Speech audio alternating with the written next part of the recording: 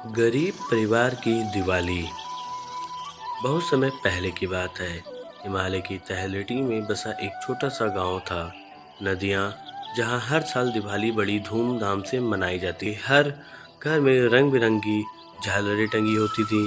मिठाइयों की खुशबू हवाओं में तैरती और बच्चों की हंसी आसमान तक पहुंचती थी। लेकिन उसी गांव में एक टूटा फूटा घर था, जहां दिवाली आते ही सन्नाटा छा जाता था। वहाँ रहते थे रामू काका, उनकी अपनी गीता अम्मा और 7 साल की उनकी पोती चंपा। रामू काका कभी एक कुशल बढ़ई थे, मगर अब बूढ़े हो चले थे। गीता अम्मा का शरीर भी जवाब देने लगा था। घर में कमाई का कोई साधन नहीं था। दिवाली का दिन पास आ रहा था। गांव के हर बच्चे ने नए कपड़े सिलवा लिए थे। मिठाइयाँ बन रही थीं और हर घर में दीप सज रहे थे। एक दिन चंपा ने उदास होकर पूछा, दादी, हमारे घर में तो कभी दिए नहीं जलते, क्या लक्ष्मी माता हमसे नाराज हैं? दादी बोली, नहीं बिटिया, लक्ष्मी माता कभी अपने बच्चों से नाराज नहीं होती, पर कभी कभी वो परीक्षाएं लेती हैं। हमें अपने दिल के दिए जलाने होते हैं। चंपा ने दृढ़ निश्चय कर लिया। इस बार वो अपने घर में दिवाली जरूर लाएगी। मगर कैसे? चंपा रोज सुबह उठकर खेतों के किनारे जाकर लकड़ियाँ बीनती और शाम को गांव के हाट में बेच देती। दिन भर मेहनत कर कर वह थोड़ा थोड़े पैसे जोड़ रही थी।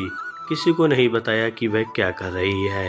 एक दिन गांव के साहूकार ने उसे देखा और ताना मारा, अरे रामू की पोती, तुम क्या दिवाली मनाओगी?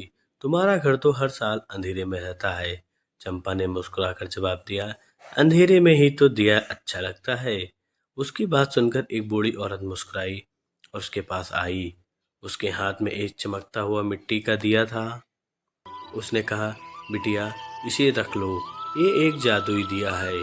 सच्चे दिल से अगर इसे जलाओ तो ये घर को ही नहीं, किस्मत को भी रोशन कर देगा। चंपा ने झुककर प्रणाम किया और दिया ले आई। दीपावली से 2 दिन पहले गांव में एक बूढ़ी समस्या आ गई। नदी का पुल टूट गया और गांव की बिजली आपूर्ति भी बंद हो गई। अब ना कोई झालर जल सकती थी, ना रोशनी हो सकती थी। गांव वालों उसी शाम चंपा ने अपने जमा किए पैसों से 2 किलो आटा, थोड़ा सा घी और शक्कर खरीदी। गीता अम्मा ने कहा, इतने से क्या होगा बिटिया? चंपा मुस्कुराई, दादी, मैं सिर्फ मीठा नहीं, खुशियाँ बना रही हूँ। चंपा और गीता अम्मा ने मिलकर एक थाली में बेसन के लड्डू बनाए। अगले दिन वह लड्डू लेकर गांव के बच्चों के पास गई, सबको बांटे। उन बच्चों ने पहली बार देखा कि रामू काका का घर भी मिठाई बांट रहा है।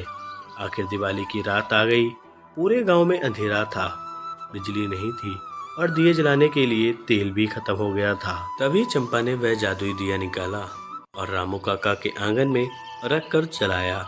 दिया जलते ही एक सुनहरी रोशनी पूरे आंगन में फैल गई। सिर्फ आंगन नहीं, पूरा घर, फिर पूरा मोहल्ला और धीरे धीरे पूरे गांव रोशन हो गया। लोग हैरान रह गए, कहाँ से आई ये रोशनी? तभी एक रथ आकाश से उतरा और उसमें से लक्ष्मी माता प्रकट हुई। उन्होंने कहा, जहाँ निस्वार्थ सेवा, सच्ची मेहनत और प्यार होता है, वहीं मैं स्वयं प्रकट होती हूँ। लक्ष्मी माता ने चंपा को वरदान दिया, आज से तुम्हारा घर कभी अंधेरे में नहीं रहेगा। उस रात पूरे गांव में पहली बार ये जाना कि असली दिवाली क्या होती है। न केवल चंपा का घर, बल्कि सभी घरों में चंपा द्वारा जलाए गए दीपों की रोशनी पहुंची।